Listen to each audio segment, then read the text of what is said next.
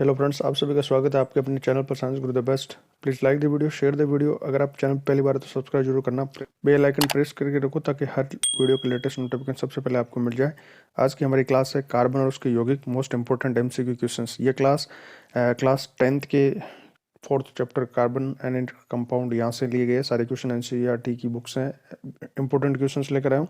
ये क्लास सबसे इंपॉर्टेंट है रीट लेवल 2 साइंस मैथ के लिए, रीट लेवल 1 के लिए, सीटी, आरपीएससी, आरएस, हाल्डको, एलडीसी, आरआरबी, एसएससी, इन सभी कंप्यूटर एग्जाम्स के लिए। क्लास की पीडीएफ का लिंक डिस्क्रिप्शन में, आप वहाँ से पीडीएफ भी ले सकते हैं। तो चलो शुरू करते हैं आज की क्लास। सबसे पहला क्वेश्चन है, कार्बन और हाइड्रोजन से बने यौगिक को क्या कहते हैं? एथनॉल कहते हैं, कीटोन कहते हैं, हाइड्रोकार्बन कहते हैं? तो देखो, कार्बन और हाइड्रोजन से बने हुए यौगिक को हाइड्रोकार्बन्स कहते हैं, जिसमें कार्बन और हाइड्रोजन होते हैं। और इनके अलग अलग ग्रुप होते हैं, एरोमेटिक, एलिफेटिक होता है, एल्केन, एल्किन, एल्काइंस होते हैं। तो हाइड्रोकार्बन सही आंसर है यहाँ पर।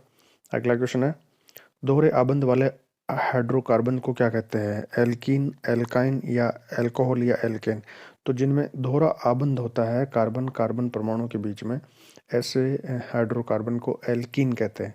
जिनमें एकल बंध होता है उनको एल्केन कहते हैं, और जिनमें ट्रिपल बंध होता है कार्बन कार्बन परमाणु के बीच में उनको एल्काइन कहते हैं।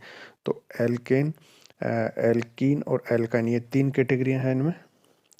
और सिंगल वाले को कहते हैं एल्कीन, डबल वाले को कहते हैं एल्कीन, सिंगल वाले को एल्केन, डबल वाले को एल्कीन और ट्रिपल बॉन्ड वाले को एल्काइन कहते हैं।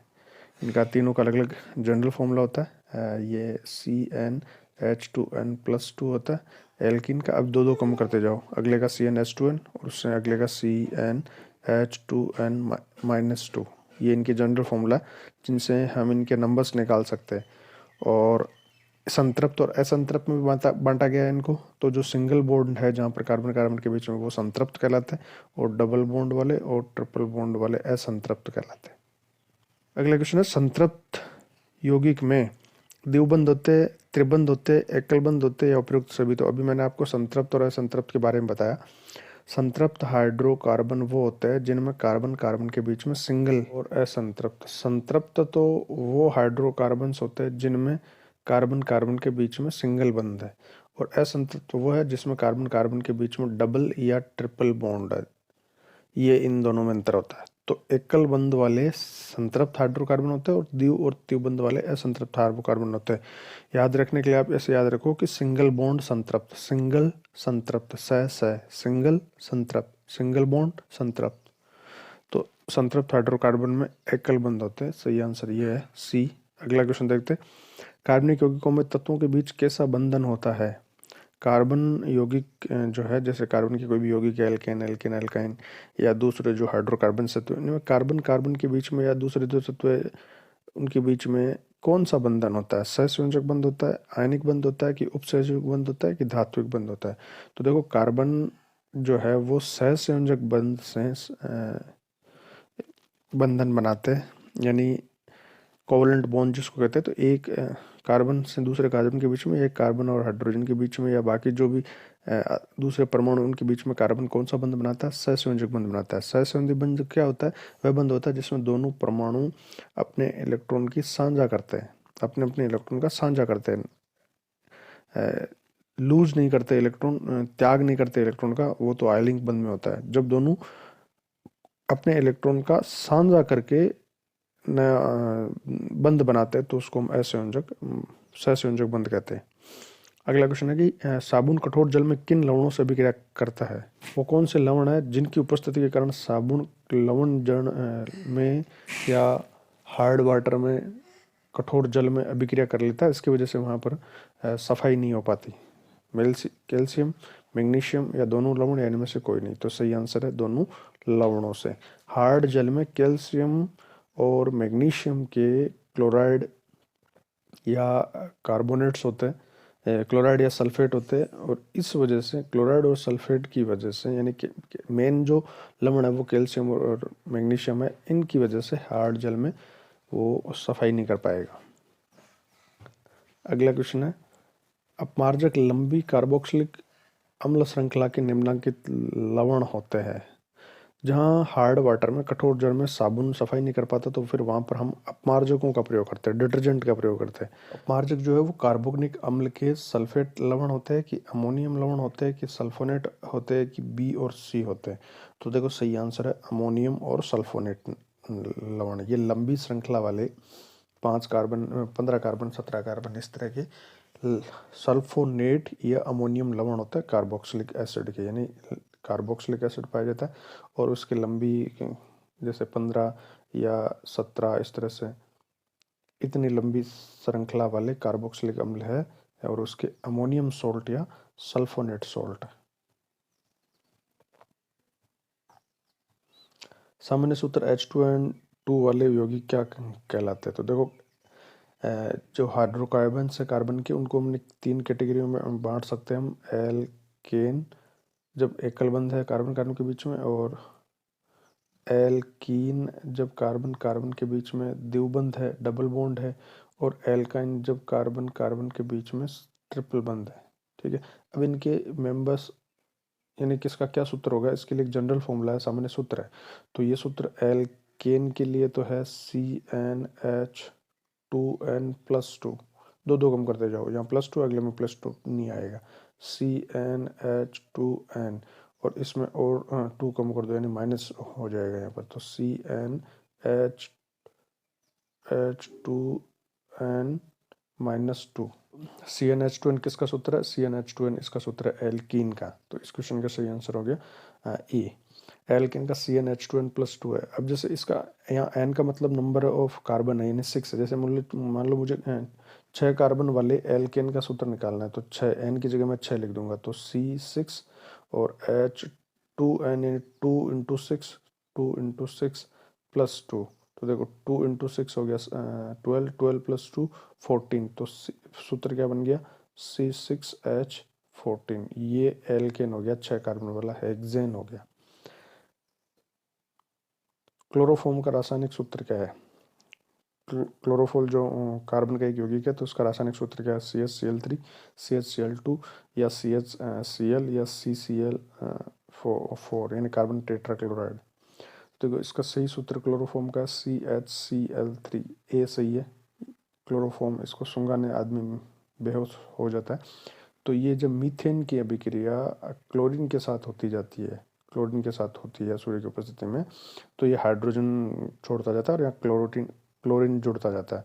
तो CH4 में से एक हाइड्रोजन जुड़ेगा, एक हाइड्रोजन हट गया, तो CH3Cl, एक हाइड्रोजन हटने पर ये हो गया। 2 हाइड्रोजन हटने पर ये हो गया CH2Cl2, और एक और हाइड्रोजन हटने पर CH2 की जगह हो गया CH, और यहाँ Cl की जगह हो गया 3, तो CHCl3। इसको कहते हैं क्लोरोफॉर्म।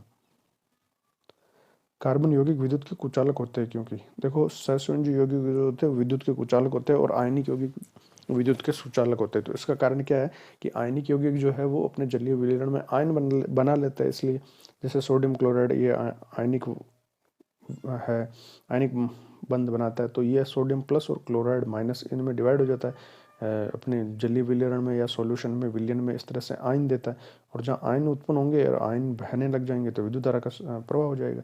लेकिन सहसंयोजक यौगिक बनाने जो कार्बन है, जैसे ये मीथेन है, एल्केन, एल्केन कुछ भी है, तो यहाँ पर इस तरह के प्लस माइनस यानी कि कोई आयन उत्पन्न नहीं होते। जब आयन उत्पन्न नहीं होंगे तो विद्युत धारा का प्रवाह नहीं होगा, तो ये विलयन में आयन नहीं देते। ये सही क्वेश्चन। अगला क्वेश्चन है कि कार्बन की संयोजकता कितनी होती है? तो कार्बन की संयोजकता होती है 6, 4, 8 या 11। तो सही आंसर है कार्बन की संयोजकता 4 होती है। टेट्रावेलेंट होता है। कार्बन का परमाणु क्रमांक 6 है, 6 नंबर पे है, और कार्बन के पहले के कोष में 2 इलेक्ट्रॉन है, और एल कोष में 4 इलेक्ट्रॉन है। और 4 इलेक्ट्रॉन होने के पास की वजह से इसकी संयोजकता 4 होती है। जिसके आउटर मोस्ट सेल में 1, 2, 3 और 4 इलेक्ट्रॉन होते हैं, उनकी संयोजकता भी 1, 2, 3 और 4 होती है। 5 से अधिक होने पर वो 8 में से माइनस हो जाएंगे। यानी अगर किसी के बाह्य कोष में 5 इलेक्ट्रॉन है, तो उसकी संयोजकता 8 - 5 3 हो जाएगी।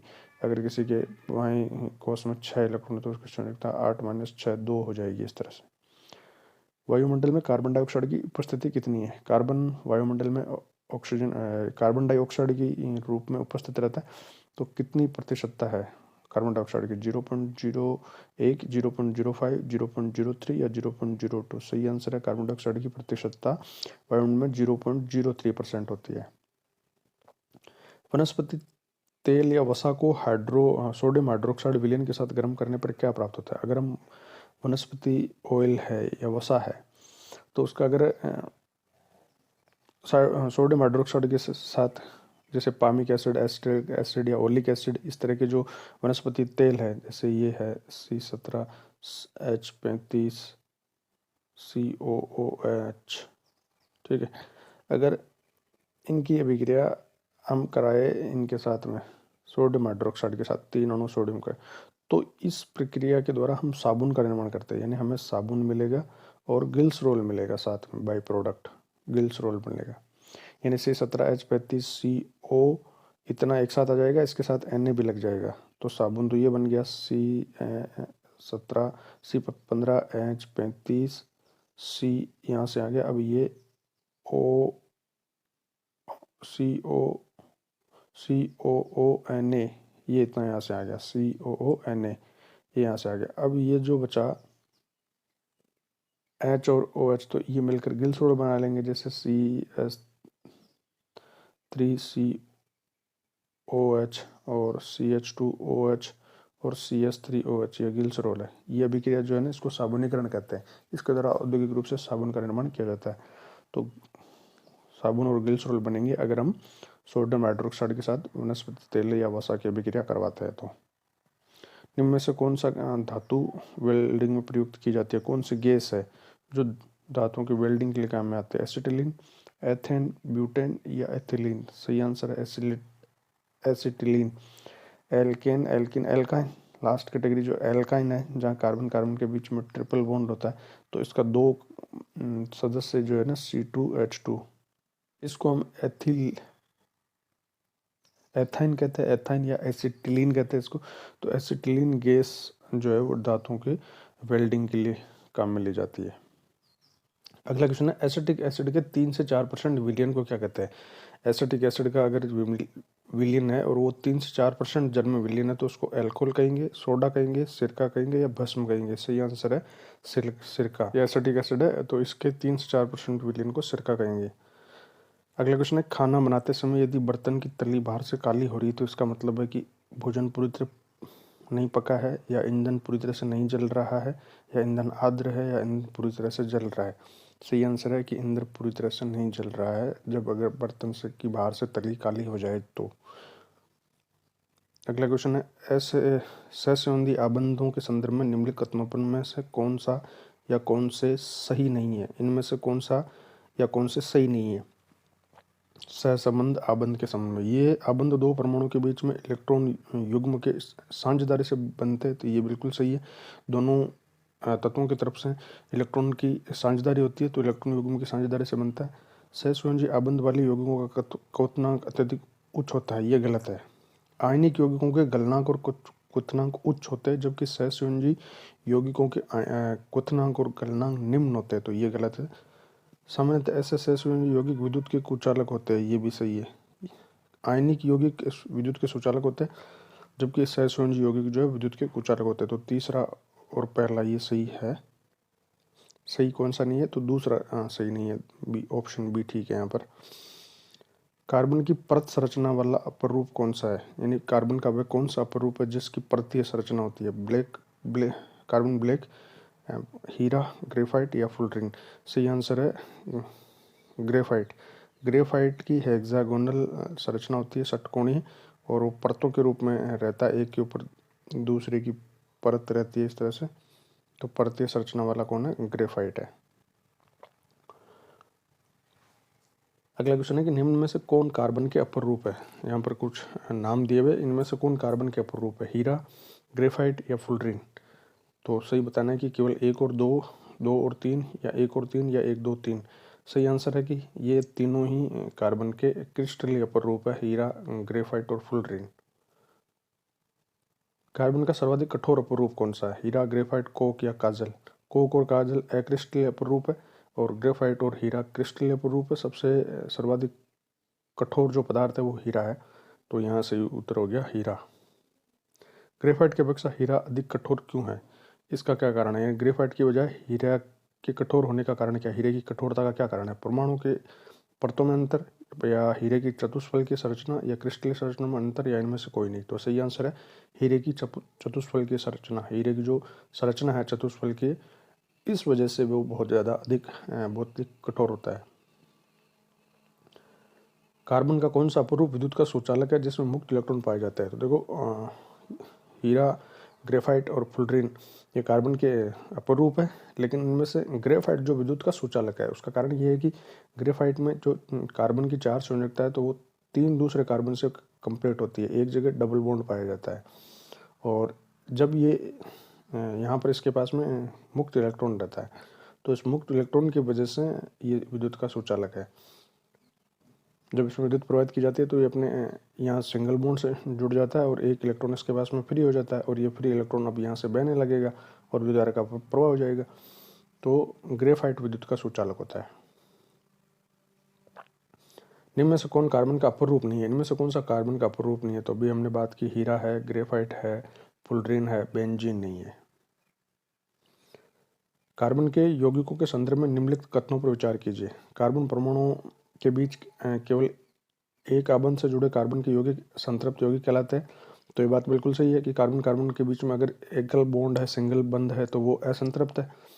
द्विबंध अथवा त्रिबंध वाले कार्बन के यौगिक असंतृप्त कहलाते हैं, ये भी सही है। जिनमें डबल बॉन्ड या ट्रिपल बॉन्ड पाया जाता है उनको हम असंतृप्त यौगिक कहते हैं।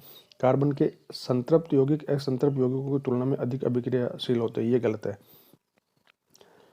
डबल बॉन्ड वाले और ट्रिपल बॉन्ड वाले ये जो कार्बन के यौगिक है, असंतृप्त है, इनकी अभिक्रियाशीलता ज़्यादा होती है। संतृप्त की तो चारों के चारों संयोजकता यहाँ पर सेटिस्फाई हो जाती है, इसलिए वो ज़्यादा अभिक्रिया नहीं करता। ज़्यादा अभिक्रिया असंतृप्त डबल और ट्रिपल बॉन्ड वाले करते हैं। तो तीसरा गलत है, बाकी पहला दूसरा सही है। तो सही कौन सा? ए यहाँ पर ठीक हो गया, 1 और 2 ठीक है। अगला क्वेश्चन है, हाइड्रोकार्बन के जलने से निर्मित होता है। अगर हाइड्रोकार्बन की जलते हैं ऑक्सीजन के साथ में अगर अभिक्रिया होती है, जैसे मान लो मीथेन एक हाइड्रोकार्बन है, अगर इसके ऑक्सीजन के साथ अभिक्रिया होगी तो क्या उत्पन्न होगा? तो कार्बन और ऑक्सीजन मिलकर कार्बन डाइऑक्साइड, और हाइड्रोजन और ऑक्सीजन मिलकर जल। तो कार्बन डाइऑक्साइड और जल सही है यहाँ पर। अगला क्वेश्चन है, असंतृप्त हाइड्रोकार्बन एक उत्प्रेरक की उपस्थिति में हाइड्रोजन को जोड़कर संतृप्त हाइड्रोकार्बन बनाते हैं, ये उत्प्रेरक कौन सा है? लोहा, आयरन ऑक्साइड, निकेल या कार्बन? तो सही आंसर निकेल उत्प्रेरक। निकेल उत्प्रेरक की उपस्थिति में असंतृप्त हाइड्रोकार्बन, यानी जैसे मान लो ये है CH2 डबल बॉन्ड CH2, ये असंतृप्त है, और हाइड्रोजन की अभिक्रिया होती है, यानी हाइड्रोजन को जोड़ लेते हैं, ठीक है।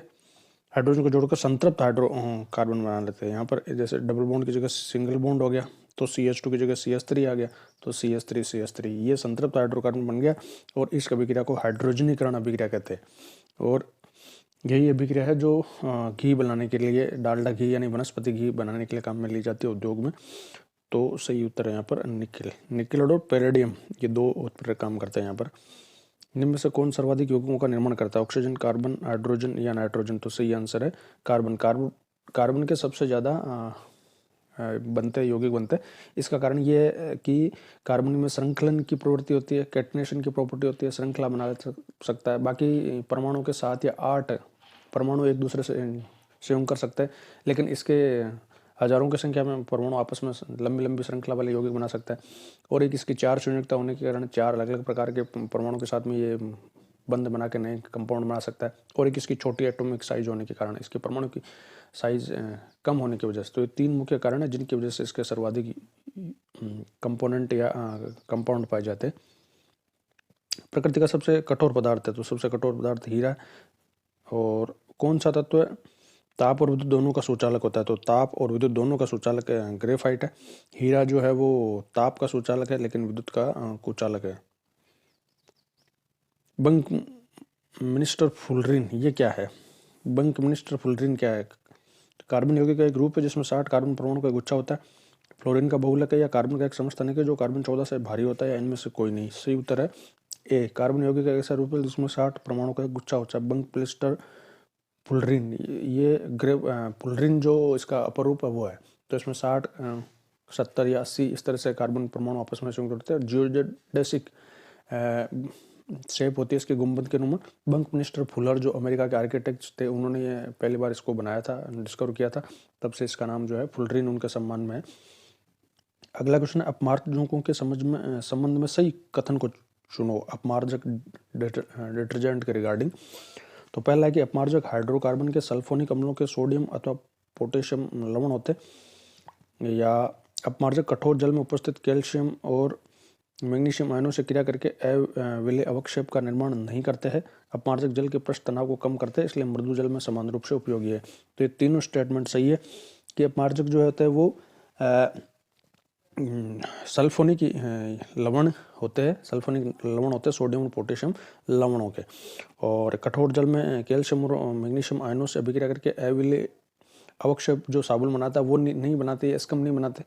और अपमार्जक जो है वो जल के पृष्ठ तनाव को कम करके मृदु जल में और कठोर जल में सभी में समान रूप से उपयोगी है। तो सभी स्टेटमेंट यहाँ पर सही है। एक कार्बन यौगिक में कार्बन के 2 परमाणु होते हैं, कार्बन यौगिक का कौन सा नाम देना चाहिए? अगर 2 कार्बन के परमाणु है तो 2 कार्बन परमाणु वाले को अगर वो एल्केन है तो इथेन, एल्किन है तो इथीन, और एल्काइन है तो इथाइन होगा। तो ब्यूटेन एन एन यानी एल्केन है सारे के सारे। ब्यूट 4 कार्बन वाला होता है, इथेन 2 कार्बन वाला है, तो इसका सही आंसर 2 ये है। मीथेन 1 कार्बन वाला होता है और प्रोपेन 3 कार्बन वाला होता है। अगला क्वेश्चन है, छात्र ने अध्ययन किया कि सिरका जो एथेनोइक एसिड का पतला रूप है सर्दियों के दौरान जम जाता है। सिरका 3 से 4% विलियन होता है एथेनोइक एसिड या एसिटिक एसिड का जल में, तो सर्दियों के दौरान ये गल जाता है, इसलिए इसको ग्लेशियल एसिटिक एसिड भी कहते हैं। तो ये एथेनोइक अम्ल के भौतिक गुणों के बारे में क्या सुझाव देता है कि इसका क्वथनांक कम है, कि इसका गलनांक कम है, कि इसका क्वथनांक अधिक होता है, कि इसका गलनांक अधिक होता है। तो सर्दियों में जम जाता है, यानी कम, जैसे थोड़ा सा कम टेम्परेचर होता है 5 डिग्री 7 डिग्री के आसपास, तो उस समय ये जम जाता है, यानी इसका गलनांक कम है। साबुन के अणु के 2 सिरे होते हैं, जिनमें से एक आयनिक सिरा होता है और एक कार्बनिक श्रृंखला होती है। कौन सा विकल्प तेल के साथ साबुन के अणु की अनोन्य क्रिया की व्याख्या करता है? साबुन का आयनिक सिरा तेल के साथ परस्पर क्रिया करता है, या साबुन का निकटतम सिरा तेल के साथ परस्पर क्रिया करता है, साबुन की कार्बनिक श्रृंखला का सिरा तेल के साथ परस्पर क्रिया करता है, या साबुन के सिरे बेतरतीब ढंग से तेल के साथ क्रिया करते हैं। कार्बन जो ये साबुन है, इसमें साबुन के 2 सिरे होते हैं, एक हेड वाला पार्ट होता है और एक पूंछ वाला पार्ट होता है। जो पूंछ वाला पार्ट है ये हाइड्रोकार्बन है, जैसे C17H35 ये, और ये हेड वाला जो पार्ट है वो COONA, ये जो पार्ट है ये इसका आयनिक पार्ट है। जो आयनिक पार्ट होता है वो आयनिक पार्ट मेल की तरफ रहता है, यानी तेल की तरफ रहता है। तेल, मेल की प्रकृति तेल ही होती है, तो ये तेल की तरफ, जैसे मान लो तेल की बूंद है, तो ये इस तरह से मिसेल बनाएगा कि ये जो हेड वाला पार्ट है वो तेल की बूंद की तरफ रहेगा, और जो पूंछ वाला पार्ट है वो पानी में रहेगा। तो हाइड्रोकार्बन वाला पार्ट तो पानी में रहता है, और आयनिक पार्ट जो होता है वो तेल की तरफ रहता है। तो आयनिक पार्ट तेल के साथ परस्पर क्रिया करता है। स्टेटमेंट ए यहाँ पर सही है। मीथेन में कितने एकल बॉन्ड होते हैं? 4, 5, 6 या 3? तो मीथेन CH4 होता है। अगर इसकी संरचना देखें तो एक कार्बन के साथ में 4 हाइड्रोजन है यहाँ पर, और हर हाइड्रोजन के साथ कार्बन ने एक एक सिंगल बॉन्ड बनाया, तो कितने बॉन्ड हो गए? 1, 2, 3, 4। किसके प्रयोग से तरल वनस्पति तेलों को ठोस कृत्रिम मक्खन मार्जरीन के रूप में प्रयोग किया जाता है? तरल वनस्पति तेलों को, यानी वनस्पति तेलों को मक्खन यानी वसा के रूप में, तो वनस्पति तेलों को वनस्पति वसा में बदलने की क्रिया को हाइड्रोजनीकरण कहते हैं, हाइड्रोजनीकरण, और हाइड्रोजन गैस का प्रयोग किया जाता है। तो यहाँ पर जो तेल होते हैं वो असंतृप्त वसा होते हैं या असंतृप्त होते हैं, जैसे मान लो ये है, तो यहाँ पर कार्बन कार्बन के बीच में डबल बॉन्ड है। अब इनकी जब हाइड्रोजन के साथ में निकिल या पैलेडियम उत्प्रेरक की उपस्थिति में अभिक्रिया होगी तो हाइड्रोजन जुड़ जाएगी, और ये सिंगल बॉन्ड टूटकर डबल बॉन्ड टूटकर सिंगल बॉन्ड में कन्वर्ट हो जाएगा। तो 2 हाइड्रोजन थी या 3 हाइड्रोजन होगी, तो हाइड्रोजन जुड़ना हाइड्रोजनीकरण कहलाता है।